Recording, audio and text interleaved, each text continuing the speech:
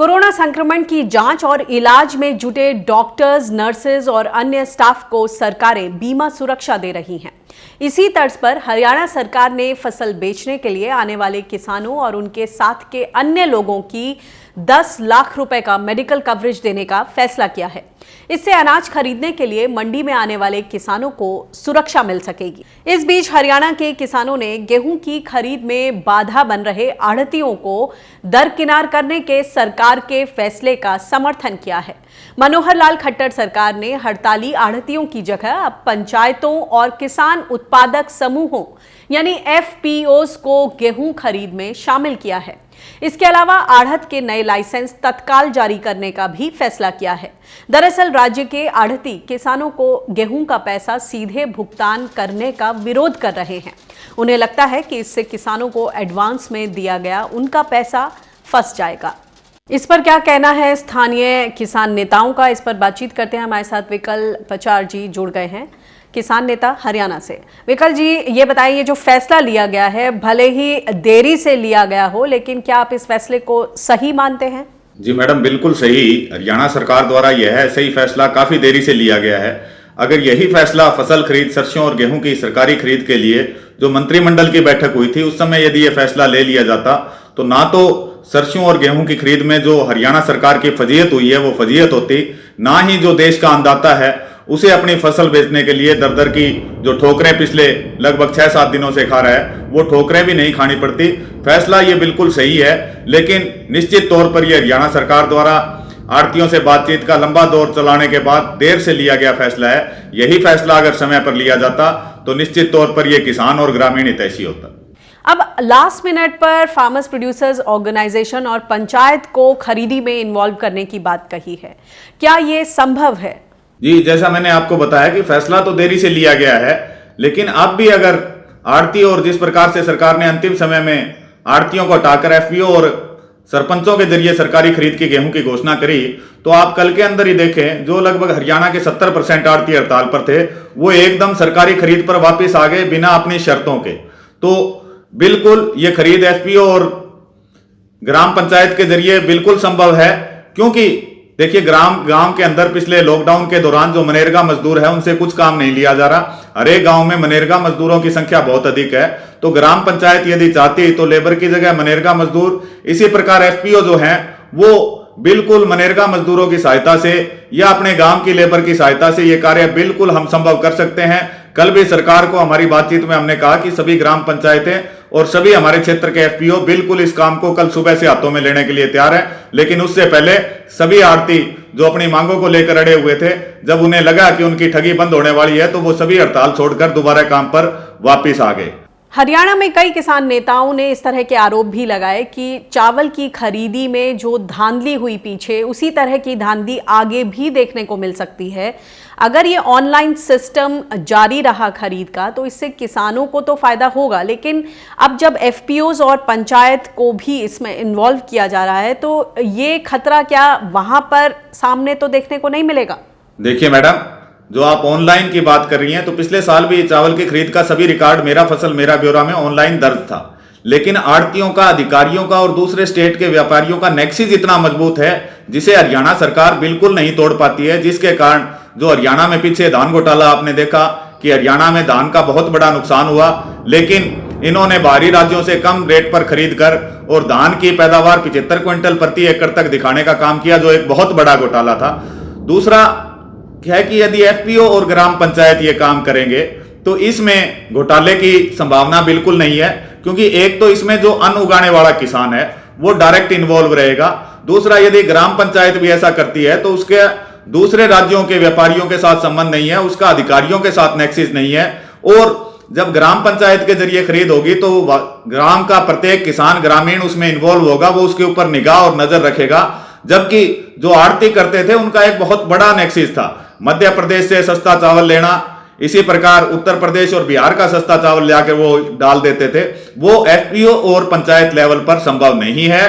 तो इसलिए इस फैसले का हम स्वागत करते हैं कि आगे से चाहे चावल की सरकारी खरीद हो, सरसों की हो, चने की हो, सनफ्लावर की सरकारी खरीद हो, जो भी चीजें सरकारी एमएसपी के तहत आती है, उन फसलों की सरकारी खरीद के लिए एफपीओ और ग्रामीण पंचायत को यदि आप शामिल करोगे तो ना केवल घोटालों की संख्या कम होगी, बल्कि गांव के अंदर रोजगार के अवसर पैदा होंगे। किसान जो है वो अपनी फसल का बिना काट के उचित मूल्य पाएगा और इससे देश की ग्रामीण जो सभ्यता है उसके अंदर किसानों को व्यापार की भी नॉलेज बढ़ेगी, जिससे कि किसान स्वावलंबी होगा। तो हम इस फैसले का स्वागत करते हैं और आगे भी सरकार से अनुरोध करते हैं कि रबी और खरीफ की फसल के सीजन में आप एफपीओ और ग्राम पंचायतों के जरिए खरीद कराएं। इन बिचौलियों को बीच में हटाकर किसानों को जो लगातार ठगी हो रही है उस ठगी से बचाएं। जी धन्यवाद इस बातचीत के लिए। हरियाणा सरकार के इस फैसले का एफपीओ सेक्टर यानी फार्मर्स प्रोड्यूसर्स ऑर्गेनाइजेशन, इसमें काम करने वालों ने भी स्वागत किया है। इससे किसानों को बिचौलियों की मार से बचाने और किसानों को उनकी फसलों की सही कीमत दिलाने में मददगार माना जा रहा है। इससे ग्राहकों को भी फायदा होने की उम्मीद है, क्योंकि बिचौलियों की वजह से आने वाली महंगाई को रोका जा सकेगा।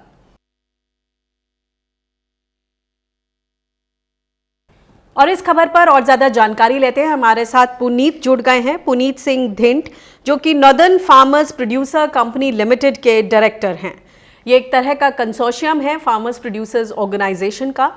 ये बताइए पुनीत जी कि जो हरियाणा सरकार ने ये अहम फैसला लिया है कि अब फार्मर्स प्रोड्यूसर्स ऑर्गेनाइजेशन सामने आ सकते हैं और जो खरीद की ये प्रक्रिया है उसको आसान बनाएंगे, इसमें किस तरह की आप भूमिका देखते हैं फार्मर्स प्रोड्यूसर्स ऑर्गेनाइजेशन की? फार्मर प्रोड्यूसर ऑर्गेनाइजेशन एफपीओ, क्योंकि भारत सरकार का एक फ्लैगशिप प्रोग्राम है, तो भारत सरकार और राज्य सरकार अलग अलग राज्य अपने तरीके से किसान उत्पादक संगठन अपने अपने राज्य में बना रहे हैं। उत्तर भारत में खासतौर पर हरियाणा ने इस दिशा में पिछले कई सालों में काफ़ी अच्छा काम किया है और इस समय तकरीबन 500 के आसपास जो एफपीओज हैं वो हरियाणा में रजिस्टर्ड हुए हैं। और इस कोरोना के मुश्किल दौर में भी राज्य सरकार ने गेहूं की खरीद, सरसों की खरीद और दूध, सब्जियां, फल, इन सभी चीज़ों की सप्लाई के लिए एफपीओज को खास तौर पर परमिशन दी हैं, जो एफपीओज को आगे बढ़ाने के लिए एक बहुत ही अच्छा कदम है। जी, इसमें एक और क्लैरिटी चाहेंगे, क्योंकि किसानों का कहना है कि जो प्रॉफिट होगा या कमाई होगी उसका किस तरह से बंटवारा होगा एफपीओज में, एक तो ये समझाएं, और ऐसे में ये किसानों के लिए कितना बढ़िया अवसर है। अनिका जी, जहां तक एफपीओ में होने वाले लाभ और उसको बांटने का सवाल है, जब हम एफपीओ की बात करते हैं ज्यादातर हम बात करते हैं फार्मर प्रोड्यूसर कंपनीज के बारे में, और ये फार्मर प्रोड्यूसर कंपनीज एक हाइब्रिड है कोऑपरेटिव और प्राइवेट कंपनी के बीच में। तो इसीलिए इस संस्था फार्मर प्रोड्यूसर ऑर्गेनाइजेशन में लाभ बांटने के लिए जो बेस या आधार लिया जाता है, ये भी दोनों का एक कॉम्बिनेशन है, जिसमें पूंजी धारक जो इसमें शेयर होल्डर हैं और जो किसान एफपीओ से जुड़े हुए हैं अपनी फसल उपज का इसमें कंट्रीब्यूट करते हैं, जिसको हम पैट्रोनेज कहते हैं। तो इन दोनों को आधार बनाकर ही लाभ का जो प्रॉफिट का डिस्ट्रीब्यूशन है वो डिसाइड किया जाता है। इसलिए एफपीओ ही एक ऐसा कंसेप्ट है जो हाल फिलहाल हमारी नजर में एक ऐसा मॉडल है जहां फार्मर का कंट्रीब्यूशन और उसका जो प्रॉफिट है वो बहुत एक ट्रांसपेरेंट तरीके से उसके मेंबर्स में बांटा जाता है। उत्तर प्रदेश में भी इस तरह की बात आई, स्पष्ट निर्देश आए कि एफपीओज के जरिए किसान अपने अपनी फसल बेचें। अब हरियाणा में भी एफपीओज को इतनी पावर दे दी गई है, ये बताएं कि क्या इस तरह का तंत्र विकसित है और जो दूर दराज के किसान हैं वो इस वक्त किस तरह से एफपीओज का दामन थाम पाएंगे और अपनी फसल ठीक तरह से बेच पाएंगे? अनिका जी, किसी भी नए मॉडल को बाजार में आके अपने आप को एस्टेब्लिश करना ये अपने आप में एक बहुत बड़ा चैलेंज है। इसके बावजूद एफपीओज ने पिछले कुछ सालों में काफ़ी अच्छा काम किया है और सरकार की जो एफपीओ से अभी उम्मीद है कि प्रोक्योरमेंट या खरीद का जो काम है वो एफपीओज के थ्रू हो, इसके लिए एफपीओ मेंटली तैयार भी हैं और काफ़ी अच्छा काम प्रोक्योरमेंट का कर भी रहे हैं।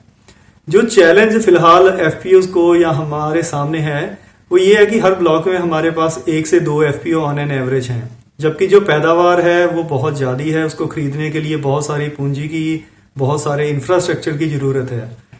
ये अभी भी एक बहुत बड़ा चैलेंज है जहां लोकल लेवल पे जो एग्रीगेशन है वो नहीं हो पा रही, छोटे किसान अभी तक इकट्ठे नहीं हो पा रहे। और ये छोटे किसान किसी ना किसी अपने नजदीकी एफपीओ से अभी तक नहीं जुड़े। सो जो सरकार का, भारत सरकार का 10,000 एफपीओ का अभी जो लक्ष्य है वो सीधा इन क्लस्टर्स पे, ऐसे गांवों पे टारगेट होना चाहिए कि जो किसान इस वैल्यू चेन से या सप्लाई चेन से अभी तक नहीं जुड़ सके, उनको सबसे पहले छोटे किसानों को, और खासकर जो दूर दराज के गांव के किसान हैं, उनको सबसे पहले जोड़ा जाए ताकि वो एक मेन स्ट्रीम में आ सके।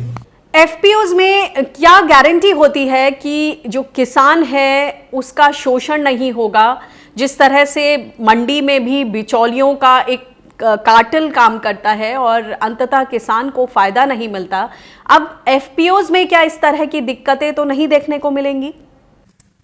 देखिए, एफपीओ एक किसानों की अपनी संस्था है, जिसे हम कहते हैं कि किसान उत्पादक संगठन, किसानों द्वारा किसानों के लिए चलाई जाने वाली एक संस्था है।